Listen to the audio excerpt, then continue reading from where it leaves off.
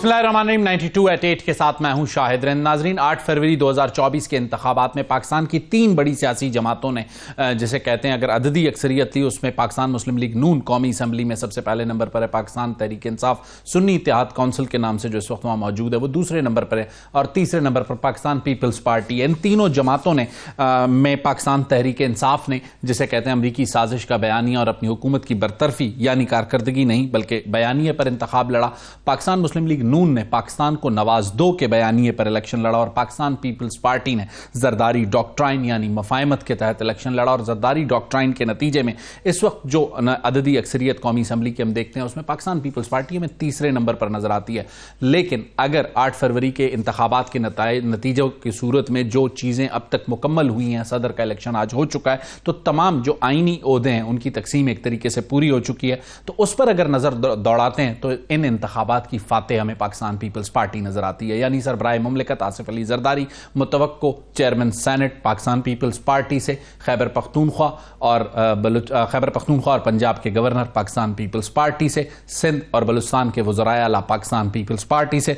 तीसरे नंबर पर होने के बावजूद पाकिस्तान पीपल्स पार्टी दोनों जो दीगर जमातें हैं उन पर हावी नजर आती है। पाकिस्तान मुस्लिम लीग नून मरकज और पंजाब तक महदूद है, 2 सूबों में उनके पास गवर्नर हैं, लेकिन पाकिस्तान पीपल्स पार्टी के बगैर उनकी हुकूमत का चलना मुमकिन नहीं है। दूसरी तरफ पाकिस्तान तहरीक इंसाफ मरकज में अपोजिशन में बैठी है, खैबर पख्तूनख्वा में उनकी हुकूमत है, और अगर कोई सियासी एडवेंचर पाकिस्तान तहरीक इंसाफ करना भी चाहे कभी तो उसे पाकिस्तान पीपल्स पार्टी की जरूरत होगी। ये इस वक्त का सियासी मंजरनामा है। आज इस सारे सियासी मंजरनामे पर बात करने के लिए हमारे साथ जो डिस्टिंग्विश पैनल होगा उसमें अली गौहर बलोच, नईम हैदर पंचौता और हसन मुर्तजा होंगे। अली गौहर बलोच का ताल्लुक पाकिस्तान मुस्लिम लीग नून से, नईम हैदर पंचौता पीटीआई से और हसन मुर्तजा पाकिस्तान पीपल्स पार्टी से। गुफ्तगू का आगाज करना चाहूंगा हसन मुर्तजा साहब से। हसन मुर्तजा, ये बात इसमें कोई दो राय नहीं है कि पाकिस्तान के जो हालिया इंतखाबात हुए, अगर नेशन वाइड कैंपेन किसी जमात ने की तो वो पाकिस्तान पीपल्स पार्टी थी। आपको लगता है कि नेशन वाइड कैंपेन से पहले आसिफ अली जरदारी ने जो प्लान 2008 के हिसाब से अपने कार्ड सेट किए थे, आज उसके नताइज मिले हैं आपको? बहुत शुक्रिया जी। मैं सबसे पहले तो उन तमाम इत्तेहादी जमातों को मुबारकबाद भी देता हूं और उनका शुक्रिया भी अदा करता हूं कि उन्होंने जनाब आसिफ अली जरदारी साहब पे एतमाद का इजहार किया, पाकिस्तान पीपल्स पार्टी पे एतमाद का इजहार किया, और पूरी कौम को मुबारकबाद पेश करता हूं। गुजारिश ये है रिंद साहब के जब भी इस मुल्क में क्राइसिस हुए हैं, इस मुल्क को दरपेश चैलेंजेस होते हैं, तो पाकिस्तान पीपल्स पार्टी अपना किरदार अदा करती है और उन बहरानों से मुल्क को निकालती है। आज भी मुल्क की सूरत हाल ऐसी ही है। आप अगर देखें, आईनी बहरान है इस मुल्क के अंदर, मुआशी बहरान है इस मुल्क के अंदर, अदम सियासी इस्तेहकाम है। तो ये सारी चीजें जो है, मैं समझता हूँ आसिफ अली जरदारी जैसी शख्सियत जो सबको साथ लेके चलती हैं, जो लोगों पे एतमाद करती है, लोगों को साथ चलाते हैं, तो इन बुरानों से हसन मुर्तजा साहब, ये सारी सिफात जो आसिफ अली जरदारी की हैं उनसे तो हम भी वाकिफ हैं, पाकिस्तान की आवाम भी वाकिफ है। लेकिन जो मेरा सवाल है कि नेशन वाइड जो आपकी कैंपेन थी उसके नतीजे में जो कार्ड जरदारी साहब ने सेट किए थे, आज आप समझ रहे हैं ये उसके नताइज है? देखिए, मैं उसी तरफ आ रहा था, लेकिन वो शायद आपने अपने सवाल की हद तक महदूद करने की कोशिश की है। मैं वो सैको सबाक के साथ बताना चाह रहा था। देखिए, ये कोई भी सियासतदान जो है वो पार्लियामान में पहुंचने के लिए या किसी भी सियासी कामयाबी के लिए वो सब कुछ प्लान करता है। इसमें तो कोई चीज भी ऐसी नहीं है जो आप कहें और मैं कहूं कि जी नहीं इसलिए नहीं था। ये सारा कुछ इसीलिए करते हैं कि हम इक्तदार में पहुंचे और हुकूमती ऐवानों में पहुंचे ताकि उन इश्यूज को एड्रेस किया जा सके जो अनअटेंडेंट हैं या जिनमें हम समझते हैं कि ये हम बेहतर हल कर सकते हैं। तो इसमें तो कोई दो राय नहीं है। लेकिन पाकिस्तान पीपल्स पार्टी जो है वो करने की सलाहियत रखती है, जिस वजह से आज जरूरत मैं कह रहा हूं कि पीपल्स पार्टी और आसिफ अली जरदारी साहब की थी। ये था मेरी गुजारिश करने का मकसद। ठीक। अलीगौर पाकिस्तान मुस्लिम लीग नून ने भी इलेक्शन लड़ा और जैसे कि हसन मुर्तजा ने कहा कि हर जमात ये अपना प्लान बनाती है, गो के आसिफ अली जरदारी साहब का सदर बनना हो या शहबाज शरीफ साहब का वजीर आजम बनना हो, दोनों जमातों के इश्तराक के बगैर तो मुमकिन नहीं था। लेकिन मान लें इस बात को कि आसिफ अली जरदारी ने अपने पॉलिटिकल कार्ड्स PMLN से बेहतर सेट किए। अलीगौर, शुक्रिया रेन साहब। देखिए, बिल्कुल पहले तो मैं अपने भाई शाह साहब को और पूरे तमाम पॉलिटिकल पार्टीज जो कि इस वक्त हुकूमती इत्तेहाद में शामिल हैं, आसिफ अली जरदारी साहब कामयाब हुए और ये पहला बड़ा मरला था प्राइम मिनिस्टर के इंतखाब के बाद जो कि मुकम्मल हुआ है। इसके बाद सेनेट के इलेक्शन होने जा रहे हैं। मैं समझता हूं कि हर पार्टी की, मैं बिल्कुल इस बात से इत्तेफाक करता हूं हसन मुर्तजा की, कि हर सियासी पार्टी जो है वो मरकज की हद तक कोशिश करती है कि उसको बड़ा मैंडेट मिले ताकि उसको अपनी पॉलिसीज के मुताबिक जो है वो अमल करने का मौका मिले। लेकिन जिस तरह से कि आपने देखा कि ये एक स्प्लिट मैंडेट था और उसमें भी मतलब जाहिर है कि मरकज में इत्तेहाद के जरिए हुकूमत बन सकती थी, तो लिहाजा हम पीपल्स पार्टी का भी शुक्रिया अदा करते हैं कि उन्होंने ताउन किया, शहबाज शरीफ साहब को प्राइम मिनिस्टर मुंतखब करवाया। पंजाब की हद तक हमारे पास वाज़ेह अक्सरियत है, सिंध की हद तक पीपल्स पार्टी के पास वाज़ेह अक्सरियत है, और मैं समझता हूँ कि ये जमहूरियत का हुसन है कि जाहिर है कि ये तमाम इकाइयां हैं और ये इन इकाइयों का आपस में इत्तेफाक होना और ख़ास तौर पर जिस नहज पर पाकिस्तान के हालात पहुंच चुके हैं और जिस नहज पर 2018 के इलेक्शन से लेकर जो पाकिस्तान की मईशत में तबाहकारियां हुई, जिस तरह से पाकिस्तान की सियासत में इंतशार फैलाए गए, जिस तरह से 9 मई के वाक़यात किए गए, उसके लिए ज़रूरी है कि अब पाकिस्तान की सियासी पार्टियां जो अपने आप को, जो सही तशरीह में आती हैं सियासी पार्टियां, वो अपने मतलब है कि मिलकर पाकिस्तान के लिए काम करें, ताकि जो पाकिस्तान को चैलेंजेस हैं, जो पाकिस्तान जिन बहरानों से घिरा हुआ है, उनको उनसे निकलने के लिए और उनको किसी मंतकी जो है वो नतीजे तक पहुंचने के लिए वो तमाम पॉलिटिकल पार्टीज का ये फर्ज बनता है कि वो अब इंतशार की सियासत को खैरबाद कहते हुए अब पाकिस्तान की सियासी स्टेबिलिटी की तरफ बढ़े। बिल्कुल ठीक। अलीगौर पॉलिटिकल स्टेबिलिटी के लिए चूंकि ज्यादा जिम्मेदारी तो आप पर और हसन मुर्तजा पर ही आयद होती है, आप लोग गवर्नमेंट में हैं, आप लोगों ने पॉलिटिकल स्टेबिलिटी के लिए कदम बढ़ाना है और अपोजिशन को अपने पास बुलाने की कोशिश करना है। गो के अपोजिशन बज़ाहिर अभी तक तैयार नजर नहीं आती।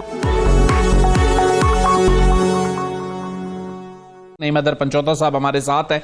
नईम, सबसे पहले ये बताइएगा कि जो भी इस वक्त की पॉलिटिकल सिचुएशन है उसमें अगर बानी PTI पॉलिटिकल डायलॉग करते सियासी जमातों के साथ, तो आज का सियासी मंजरनामा जरा मुख्तलिफ नहीं होता? नहीं,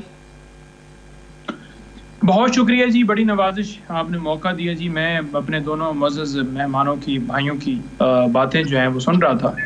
उन्होंने अपनी पार्टी को रिप्रेजेंट करना है, डेफिनेटली सारी चीजें हैं, लेकिन आप ये देखें कि मुल्क के अंदर सूरत हाल क्या चल रही है। एक तरफ आप देखें कि इमरान खान साहब को, उनकी जमात को किस तरह से जहां पर बल्ले का निशान छीना गया, तायद कुनंदे, तजवीज़ कुनंदे, सारा कुछ क्रैक डाउन किया गया, हमारे लोगों से प्रेस कॉन्फ्रेंस करवाएगी, उसके बावजूद वाज़ेह अक्सरियत में पूरे पाकिस्तान में ये वाहिद जमात है जो जीती है। लेकिन आपने देखा कि 8 फरवरी को जो सीटें जीती हुई थी, 9 फरवरी को वो हरा दी गई। मैं खुद 8 फरवरी को जीत रहा था, मुझे खुद 9 फरवरी को हरा दिया गया। अब अवान के अंदर जाकर वजीर आजम का इंतखाब हो या वजीर आला का हो या सदर पाकिस्तान का हो, तो जब सबसे पहले तयन ये करना है कि कौन से लोग फॉर्म 45 के मुताबिक जनाब वो जीते हुए हैं।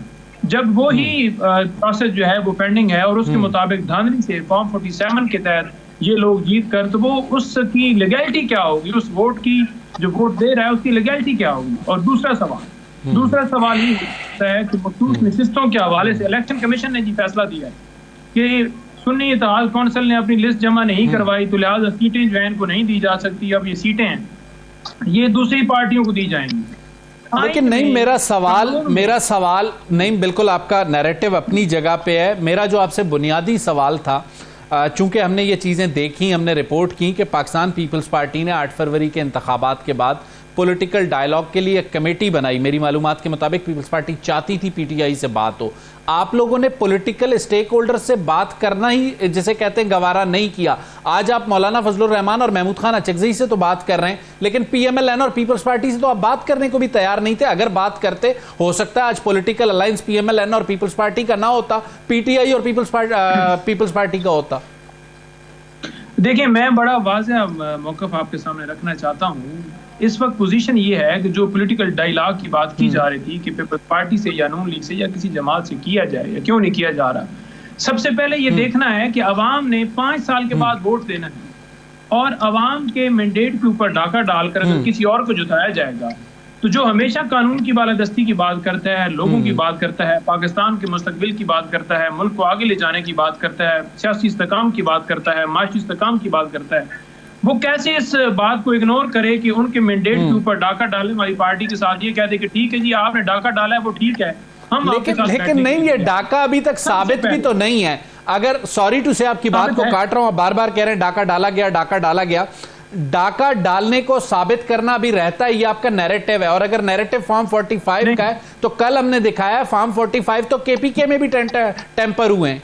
हम ये वाज़ेह तौर पर कह रहे हैं कि फॉर्म 45 वो चीज होती है जो रिजल्ट होता है, एक प्रिजाइडिंग ऑफिसर एक पोलिंग स्टेशन के ऊपर जो रिजल्ट देता है कि ये वोट बने हैं, उसे फॉर्म 45 कहते हैं। हसन, जो बात नईम कर रहे हैं, क्या आपको नहीं लगता कि कॉन्फिडेंस बिल्डिंग मेजर के तौर पे आप हुकूमती जमातें ऑफर करें कि 4 हल्के हम अपने खोलते हैं, 4 हल्के पीटीआई के हमारी मर्जी के खोले जाएं और पीटीआई बताए हमारे कौन से 4 खोलने हैं, जरा मामले को आगे बढ़ाएं? देखिए, मेरी रिन साहब गुजारिश ये है कि हमें आगे बढ़ना चाहिए। मैं हरगिज ये नहीं कहता कि इस धांधली को जिस पे इन्हें तहफ़्फ़ुज़ात हैं उस पे पर्दा डाला जाए।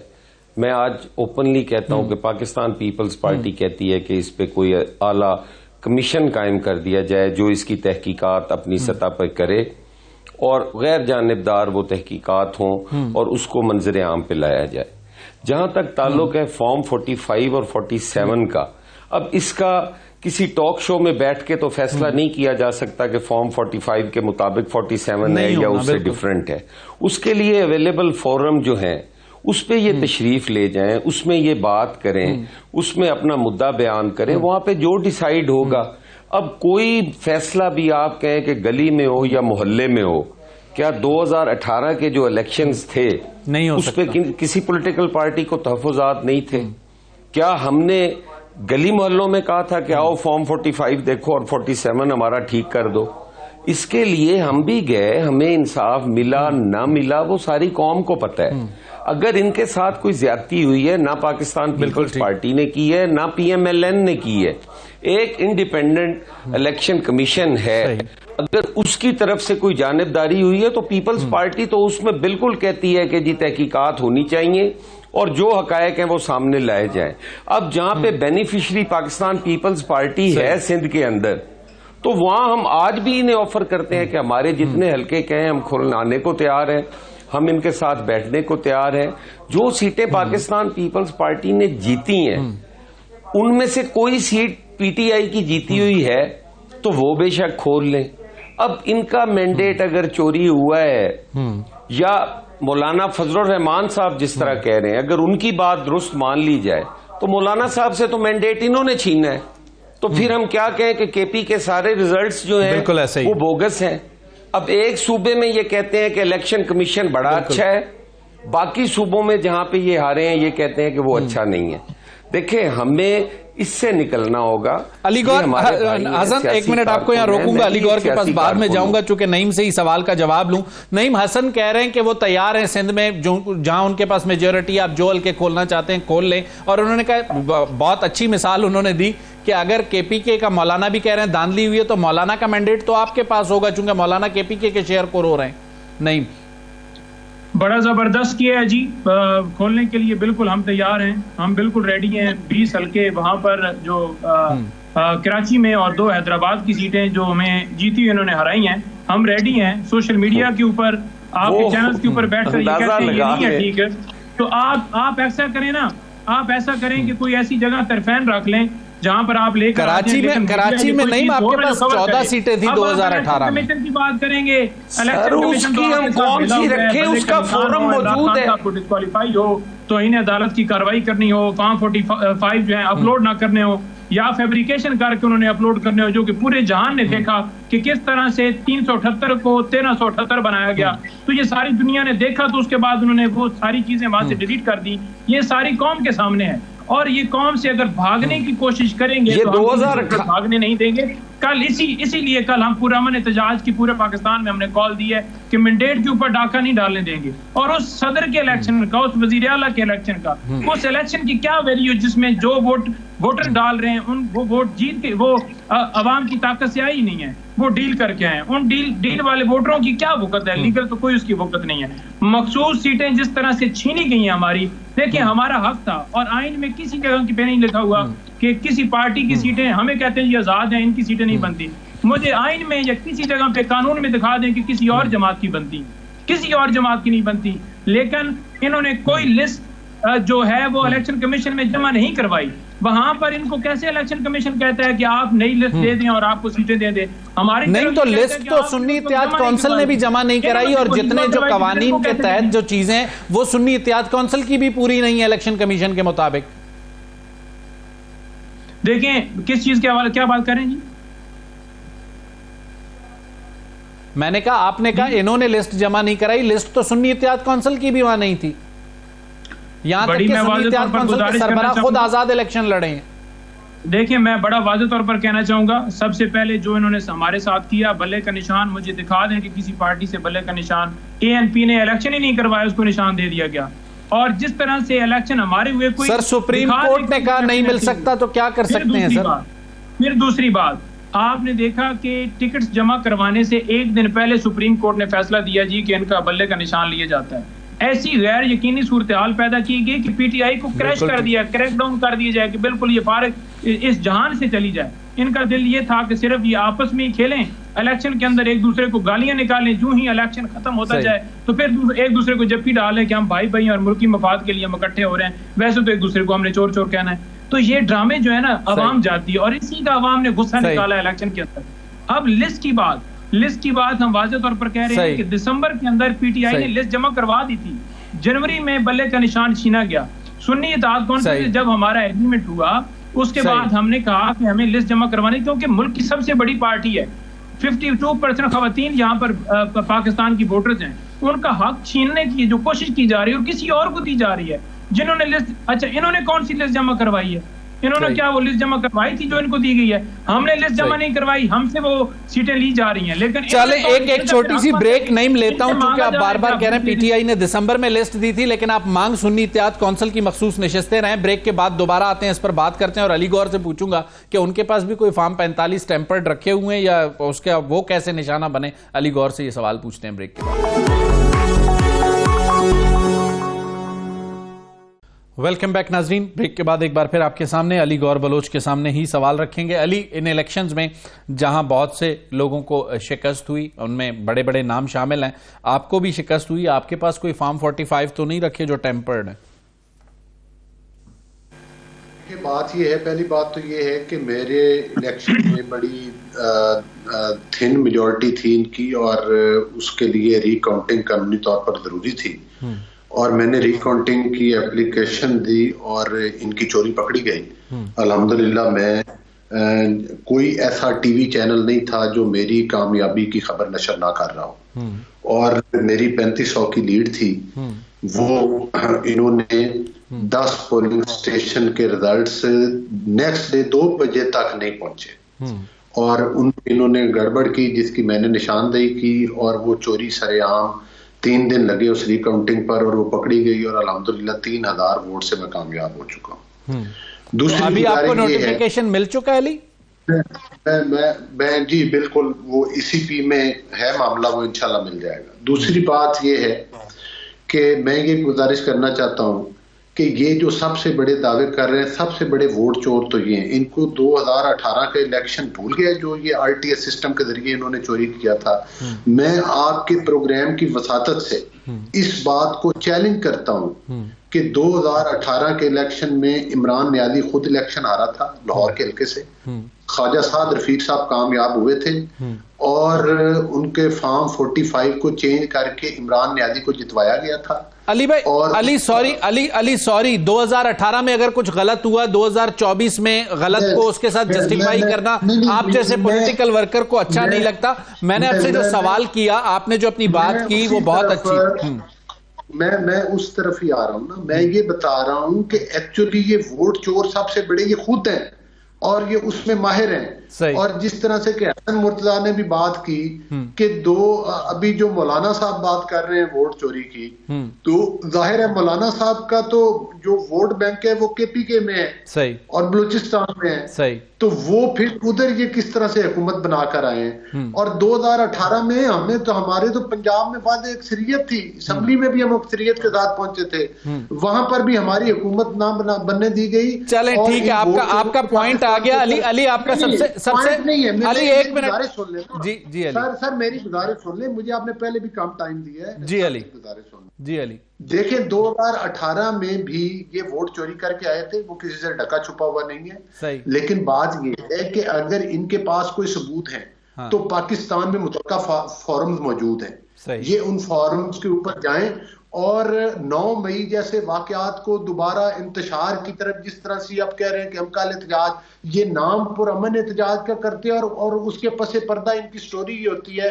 कि ये पाकिस्तान में आग लगाना चाहते होते हैं। अली ये इल्जामात की सियासत ही हमें बहुत आगे ले गई है। 2 मिनट के लिए आपको यहां रोकूंगा। नईम, जो एक पॉइंट अली ने उठाया, उन्होंने कहा कि वो थिन मेजॉरिटी से आ रहे थे, रिकाउंट में उनकी चीजें बढ़ी हैं, तो फिर अगर इतना ही धांधली ज़दा इलेक्शन था तो फिर अली गौर बलोच को शिकस्त कैसे हुई इब्तदाई नताइज में फॉर्म 45 में? नहीं, काफी लोग अली नईम से नईम को अली सवाल नईम से किया है, नईम को रिस्पॉन्ड करने दें। लाहौर से भी आ रहे हैं, फैसलाबाद से भी। अली 2 मिनट तसल्ली करें, सिर्फ जरा नईम को जवाब देने दें। देखिए बात यह है कि पोजीशन ये हुई इस इलेक्शन के अंदर, जो इनको वहमो गवान थे वो ये थे कि जी वो आ रहा है, लंदन से आ रहा है और कौम की आखिरी उम्मीद, और ये होगा, और गाने थे ये वो, और इमरान खान अंदर चला गया है, पार्टी के ऊपर क्रैकडाउन, उसको लिस्टें ले जाने की भी इजाजत नहीं दी गई कि वो अच्छे उम्मीदवार अपनी मर्जी से मुंतखब कर सके, सारा कुछ कर लिया। लेकिन जो इनके वहमो गुमान थे ना कि वो तो छा जाएगी नून लीग और ये हो जाएगा, प्रैक्टिकली जब ये फील्ड में गए हैं ना तो इन्होंने देखा है कि ये तो मामला सारा और हो गया। हम तो कह रहे थे कि इमरान खान सोशल मीडिया का वजीर आजम है, तो ये तो लेने के देने पड़ गए हैं। 8 फरवरी को आपने देखा कि आपके टीवी चैनल के ऊपर ही कहां पर हमारा 150 क्रॉस कर रहा था फिगर, और जो ही 9 फरवरी होती गई है तो सारे ही रिजल्ट रोक लिए गए और फॉर्म 47 जो है उसके अंदर फैब्रिकेशन जारी कर दी। इमरान खान के हल्के की बात करें ना, मुझे ये बताएं कि किसी जगह के ऊपर इन्होंने चैलेंज किया हो और इमरान खान ने कहा हो कि नहीं मैं बिल्कुल कबूल नहीं करता या मैं खुलवाने की बात के ऊपर आमादा नहीं। केपीके में गवर्नमेंट आई है, आपने देखा होगा कि अली नईम ज़मीनी इलेक्शन हुआ, इमरान खान साहब वाले हल्के में ख्वाजा साद रफीक जीत गए। आप कहते हैं ये सड़कों पर क्या करने आ रहे हैं दोबारा 9 मई। देखें क्रॉस टॉक ना करें जी, क्रॉस टॉक नहीं, मैं अपनी बारी अली नईम को अपने टर्न पे रिस्पॉन्ड करने दें। मैं खामोश होकर सुनता रहा हूं। ठीक, अली भाई को पूरा मौका दीजिएगा। आप एक बंदे अली भाई हमारे, अली भाई आप पूरा मौका लीजिएगा। अली भाई हसन भाई भी है। नहीं ना, देखिए आपने धांधली की, अब हमने बोलना तो है ना यार, अब आप हमें बोलने भी नहीं देंगे, ठीक है, तो फिर ये तो कोई तरीका कार नहीं। अच्छा, मैं फिलहाल धांधली के बयानिए से जरा आगे जाना चाहूंगा। नईम और अली दोनों को रोकता हूँ, कानूनी फोरम्स पर जाएं। नईम और अली दोनों को 2 मिनट के लिए रोकता हूँ। हसन मुर्तजा साहब जरा बात को पॉजिटिव तरफ ले जाते हैं। आसिफ अली जरदारी मफाहमत के लिए जाने जाते हैं, आपको लगता है कि आसिफ अली जरदारी कुछ ऐसे इनिशिएटिव्स लेंगे जिससे ये कुछ पॉलिटिकल टर्मोइल हसन मुर्तजा वो कम हो सके? देखें रिंद साहब, आज ज़रूरत है आसिफ अली जरदारी की सियासत की, मुफाहमत की, मुल्क को आगे लेके चलने की, इन जो चैलेंजेस हैं इनसे निकालने के लिए, इन बहरानों से निकालने के लिए। देखिए बड़ा हो गया है, लोग सुन के तंग आ गए हैं ये चीज़, इसके लिए फोरम मौजूद हैं। मैं नहीं समझता कि इस पे टॉक शोज होने चाहिए। अदालतें मौजूद हैं, आप जाएं, आज़ाद अदालतें हैं, मैं खुद विक्टिम हूँ, मैं समझता हूँ मेरे साथ धांधली हुई है मेरा, लेकिन मेरे पास एक फोरम मौजूद है, मैं वहां जाऊंगा, इंसाफ के लिए मैं कोशिश करूंगा, मुझे इंसाफ मिलेगा।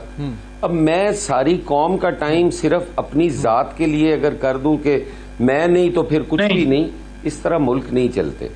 मैं अब भी कह रहा हूं कि इन्हें जहां पे शक है ये उस रेलेवेंट फोरम पे जाएं। मैं on the behalf of Pakistan peoples Party, मैं सिंध में ये अपना करे उस रिजल्ट्स को चैलेंज, जो सीटें ये कह रहे हैं कि उसके बेनिफिशियरी पीपल्स पार्टी है, तो हम अदालत में पेश होने के लिए तैयार है। ये वहां पे साबित करें, हम कौम से भी माफी मांगेंगे, इनसे भी माफी मांगेंगे, और इलेक्शन तो दोबारा होंगे ही होंगे।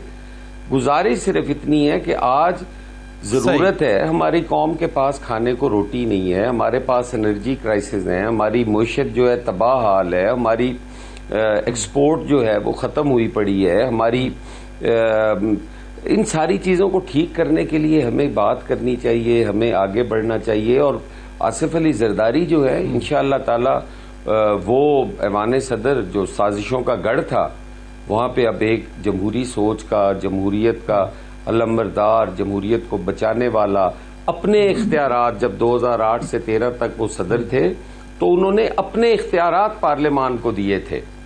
आज वो शख्स दोबारा पाकिस्तान की तारीख में ये पहली दफा हुआ है कि वही शख्सियत दोबारा जो है वो रिपीट हो रही है। और इंशाअल्लाह ताला जनाब आसिफ अली जरदारी साहब प्रेसिडेंट ऑफ पाकिस्तान जो हैं वो अपना जो आईनी किरदार है वो अदा करेंगे, और पाकिस्तान पीपल्स पार्टी वो अदा करेंगे। नहीं, जो बात की है हसन मुर्तजा ने, उन्होंने कहा जो रेलेवेंट फोरम्स में हो सकता है आप कहें कि इलेक्शन कमीशन बायस्ड है, मान लिया आपके इस बयानिए को एक मिनट के लिए नहीं, लेकिन जो इलेक्शन ट्रिब्यूनल्स हैं वो हाई कोर्ट के जजेस के मातहत हैं, वहां से अगर आप लोग धांधली साबित करते हैं तो हसन मुर्तजा ने कहा कि दोबारा री इलेक्शन हो जाएगा, और वो तैयार हैं उस सारे ब्लेम को फेस करने के लिए उन रेलेवेंट फोरम्स पर जहां जो ब्लेम्स आप लगा रहे हैं इस वक्त। नहीं, देखिए, गुजारिश ये है, इलेक्शन कमीशन हो, अदालतें हो, जिस तरह से हमने देखा कि पाकिस्तान तहरीक इंसाफ के ऊपर जो जुल्म सितम किया गया और फंडामेंटल की राइट्स, पाकिस्तान की सबसे बड़ी अदालत ने वो दरख्वास्त ही नहीं सुनी। लेवल प्लेइंग फील्ड के हवाले से हमारी दरख्वास्त ही नहीं सुनी। हम जो दरख्वास्त लेकर गए उसके ऊपर हमारे खिलाफ फैसला दिया। बल्ले का निशान हो, इमरान खान की जमानतें हों या इमरान खान साहब की सजाएं हों, आपने देखा कि यके बाद दीगरे जो सारा सिलसिला पूरी कौम ने देखा। हम इलेक्शन कमीशन के पास गए हैं, उन्होंने कहा है कि आप ट्राइब्यूनल में चले जाएं। ट्राइब्यूनल बन गया है जी, अब ट्राइब्यूनल कॉन्स्टिट्यूट होगा, कितने तक 5 साल गुजर जाएंगे। हम ये कहते हैं कि हम हलफ के ऊपर आपकी प्रोग्राम के तवज्जुह से ये भी हलफ दें और कौम के सामने रखें। कोई ऐसी जगह जहां पर आप लाइव सारी चीजें दिखाएं, कौम के सामने रखें, फॉर्म 45 लेकर आए, हम भी लेकर आते हैं, ठीक है जी। अगर हम झूठे पड़ गए तो हम कहेंगे कि जी आप सच्चे हैं। नहीं, आप खुद भी स्टूडेंट ऑफ लॉ हैं, टीवी पे लाइव दिखाने से मसले का हल तो नहीं निकलेगा जब तक स्टूडेंट ऑफ लॉ जाके उसे रेलेवेंट फोरम पे प्रूव नहीं करेगा। कैसे? देखें, आंखें तो कोई अंधी नहीं है ना। फॉर्म 45 है क्या? सिंपल सी बात है, फॉर्म 45 है, ये एक वर्ड्स है जो कि लीगल लैंग्वेज में फॉर्म 45 है, बेसिकली रिजल्ट है फॉर्म 45। फॉर्म 47 है कि पूरे हल्के की कैलकुलेशन करनी है। 45 पे हम जीते हुए हैं, 47 में हमें हरा दिया जाता है। अगले प्रोग्राम तक मुझे शाहिद रिंद को इजाजत दीजिए। अल्लाह हाफिज।